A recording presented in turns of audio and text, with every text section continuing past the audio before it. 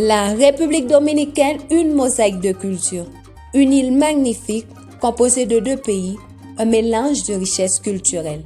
Dans certaines circonstances historiques et pour des raisons géographiques, l'île a reçu différents noms. Boyo, Haïti, Quisqueya, Hispaniola et Saint-Domingue. La culture de la République dominicaine est une riche tapisserie tissée à la confluence de diverses cultures, telles que les aborigènes, les premiers habitants de l'île, les Espagnols et les Africains, dont les éléments culturels s'entrelacent pour donner naissance à une nouvelle identité culturelle, unique et diversifiée. L'île d'Hispaniola, aujourd'hui divisée entre la République dominicaine et Haïti, a une histoire riche et complexe, marquée par la diversité culturelle et les conflits entre l'Espagne et la France. L'indépendance dominicaine, un processus historique qui a commencé notamment le 27 février 1844 à la Porte de Miséricorde. Par la suite, de nombreuses batailles successives ont été menées pour continuer à maintenir toujours plus haut la devise du pays: Dieu, patrie et liberté.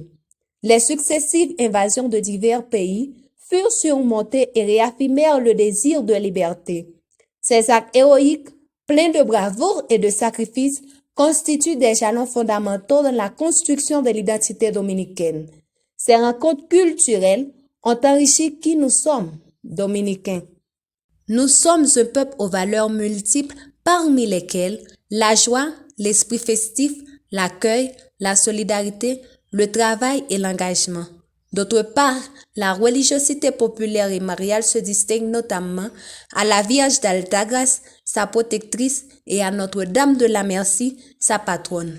L'arrivée des premiers missionnaires de Notre-Dame du Perpétuel Secours à Santiago de los Caballeros en 1948 marque une étape importante dans l'histoire religieuse dominicaine.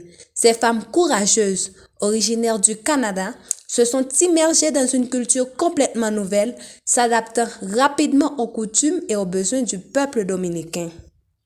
Avec les missionnaires du Sacré-Cœur, un travail d'évangélisation a été entrepris dans les communautés rurales.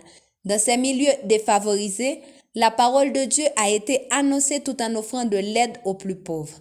L'arrivée de ces missionnaires a favorisé la revitalisation de la vie religieuse de l'époque et a apporté une précieuse contribution à l'Église dominicaine en introduisant une nouvelle approche dans l'évangélisation. Nous sommes sûrs que, de cette rencontre entre les cultures, la congrégation de Notre-Dame du Perpétuel Secours n'est plus la même, car cela lui a permis d'actualiser les paroles de notre fondateur. Ma mission n'est pas d'aller dans une seule paroisse, mais de parcourir le monde pour faire ce que le Fils de Dieu a fait, pour enflammer les cœurs d'amour divin, pour continuer à avancer dans l'interculturalité. Dieu y